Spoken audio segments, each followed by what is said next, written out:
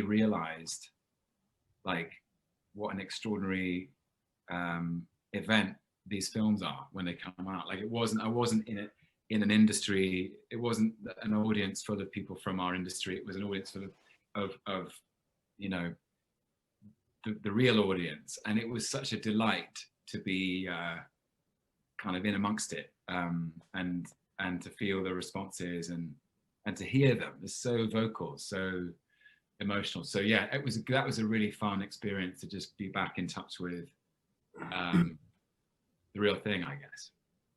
Yeah, I think Tom's right in that you don't have to look at it through the sort of prism of what being in the Marvel franchise can do for you, but rather what you can do for the Marvel franchise. No, it just began to sound like that, but that's not what I meant. What I meant was WandaVision, for instance, was just on its own one of the most creative and fun experiences of my career, and so I don't even think about it in the context of everything else. It is what it is, and you're working with the greatest technicians in the world, you know, and like Anthony says, you're going to see all your friends again. It's been such a great time, and really, really creative and imaginative. So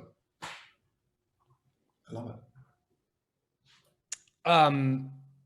I want to talk a little about the world building in the MCU.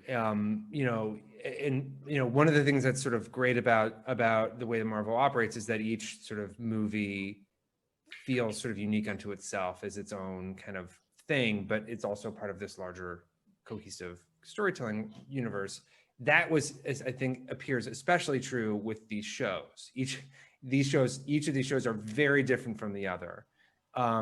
So, how, these are things that, we rarely get to sort of talk about because we're so focused on like this, the grand spectacle of it all. But like the props, the sets, the world building, could you talk about, for you guys as actors, what it's like to step onto those and have that help your performance and help you sort of believe that you have these incredible powers or these incredible abilities, and sell that story?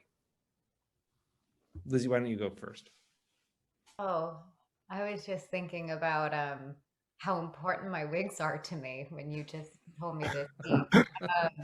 I think the wigs that I put on, whether it was for the 50s or the 70s or Scarlet Witch wig, you have like 14 wigs.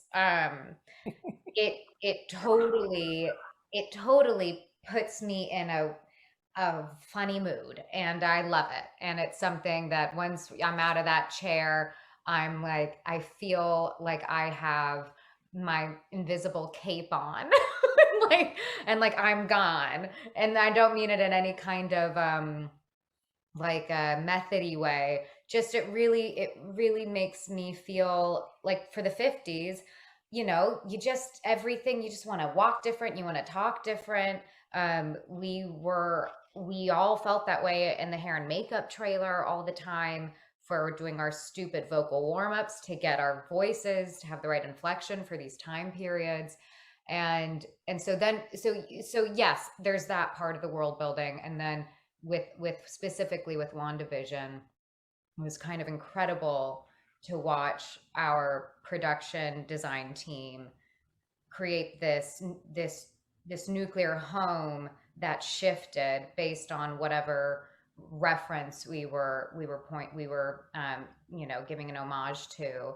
And whether it was the multicam set of the Dick Van Dyke Show or the Brady Bunch, we had a tree, we had a plant that grew every single episode. Like no one would know, but like we got so much joy knowing that plant was growing every decade. And then in the penultimate episode, it was like dead. It was like a dead tree. And I just love those details, and it really makes us feel like a piece of the fabric of the set. And oh God, not to mention our exteriors and like all the nights all our entire crew were doing to paint the picket fences, paint the houses different colors, get different flowers out. I mean, it was really remarkable what Paul and I got to see our crew build. It was really inspiring, and everyone's working so hard, so you need to work that hard. You need to work harder, and everyone's just lifting each other up. It's really you're working with the greatest craftsmen and women, and it makes you be better. Anthony, along the lines of what Lizzie was talking about, though, for Falcon and the Winter Soldier, you were in a lot of different locations. You were supposed to be in, there was a brand new city or country within the MCU, Madripoor, that was introduced. But you obviously can't, especially since part of your show was shot during the pandemic, you can't necessarily travel to all of these places. So how did you? What was it like for you to have this sort of international show and have that be part of what you were doing with the Falcon and the Winter Soldier? It was when I first read the script, I thought it was going to be one of those amazing experiences where we were going to be traveling to 7 different countries and doing all this stuff. And, Sebastian was going to hurt his toe trying to be Tom Cruise. And, all this stuff was going to be amazing. And then they were like, Atlanta and Puerto Rico. And I was like, sweet. And then the earthquakes in Puerto Rico happened. Then they were like Atlanta and TBA. So it kind of, our show was interesting because it really gave a wide spectrum of what this world for the Falcon and the Winter Soldier was going to be. What's the idea of everything and all these characters they were introducing into the universe, but at the same time, everything was kind of a chink in the armor. Everything that happened kind of was a punch in the gut, from us not being able to know our location, from the pandemic, from the earthquakes, there were so many things that were like set in our path that were speed bumps. So it was really a group effort with cast and crew to keep the morale up, and every location and every opportunity and rewrites and everything to really make the show work the way it did. I think the best thing that happened to us that we were taking out the first slot and put in the second slot, because I feel like WandaVision was so amazing because it really set the vocabulary for what Marvel was going to do in the streaming universe. And when you saw that show, how unique it was, how different it was, how beautiful it was, how the performances were so great, and how it still stood the test of the cinematic universe, it kind of made the audience fall in line to the new scope of what Marvel was going to be. So thank you, Paul and Lizzie. But it was all of these shows, every single time was a team effort. And, from the builders, from the riggers, from the lighters, from the, writers, every single show kind of worked its magic in its own way. We'll see about Loki. We had the best crew of all time. No, we had the best crew of all time. Well, we had the crew that didn't sit through a symposium. Oh no! Well, the thing about that, I guess about 2/3 of Loki was made after the lockdown, and so if I had any chance to publicly salute those guys, because coming back, we did 6 weeks of Loki, and then pandemic hit, shut down. We came back 5 months later, 4.5 months later. As I think, Tom, can I ask you a question about Loki? Yeah. Do you get to improvise? Do you like? Are you like? Do you get to be like? Do you get to go off at all or no? Or is it pretty scripted? Like how? Or did you find that in there? Yeah, we found. I mean, it's like always. I feel like with every experience I've had with Marvel, it's like it's a mixture of the two. No, there's something written, there's a script, and you start there, and then but it can spin off and change and depending on the day, depending on the scene, depending on the complexity of the setups and the shots, and you're like, well, you know, we've kind of planned for this wire gag, and you know, there's a mat for you, but if you do something else, we don't know if you're going to hit them. You know, you kind of, can you hit the mat? We need you to do that, and otherwise everyone's in trouble. But there was definitely room to play and to be inventive.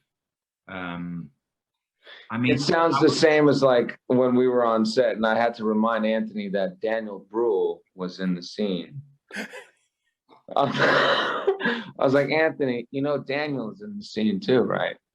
Like, oh, sorry.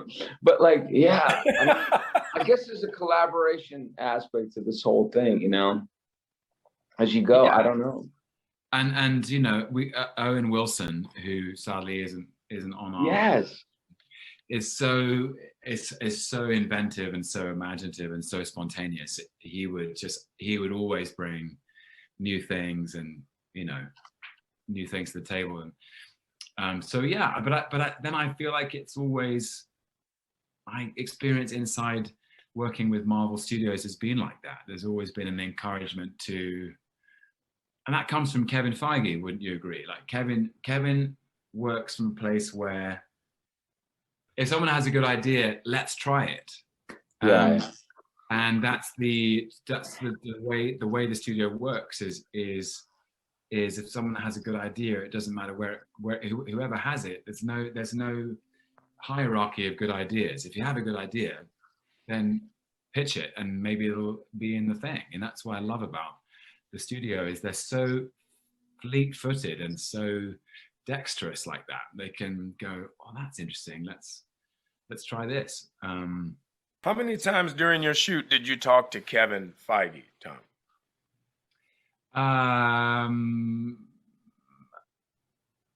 A couple of times. I mean, because of the pandemic, he was in touch about the shutdown, and so about 6. He's only asking because Anthony was calling him every Friday night. I'll text him every other day. Okay, maybe once every 2 weeks. It wasn't I'll every text other day. Kevin every other day. I'm sure he did. I'm sure he did. Paul, is that true? I was booking this trip to Greece and I had to know how much I could spend, you know. But that would be amazing if you ask him that, like, Kevin, I'm just on the corner of 6th and 8th, and I'm wondering. I wish we could continue talking, but that's all of the time we have. And this was a truly wonderful, delightful, marvelous conversation. I'm sorry, I regret even saying that. But thank you so much for taking the time to talk with us. And all of your shows are available on Disney+. Please check them out. To our attendees, thank you for watching, and please stay tuned for our next session. Thank you so much.